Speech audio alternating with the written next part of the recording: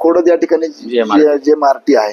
आता तिथे वास्तविक पाहता तरुणांना स्थानिकांना नोकऱ्या ह्या मिळाल्याच पाहिजेत आणि भविष्यामध्ये का नाही मिळणार याच्यासाठी जरी वेळ आली तर रस्ता उतरायला सुद्धा माझी स्वतःची तयारी 100% आहे.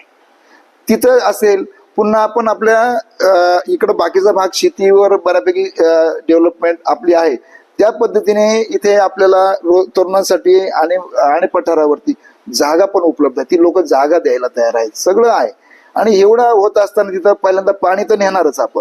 पाणी नेली, वीज नेली का तिथे आपल्याला MIDC असेल मोठ्या प्रमाणात आपण ते करू शकतो. आणि ती जर MIDC उभी राहिली तर तुम्हाला शब्द देतो का निश्चितच आपल्या तालुक्याचा तरुण तालुक्याच्या बाहेर जाणार नाही कामधंद्यासाठी आणि त्या पद्धतीने त्यांना रोजगार ऑटोमॅटिक आपल्या तालुक्यातच निर्माण होईल.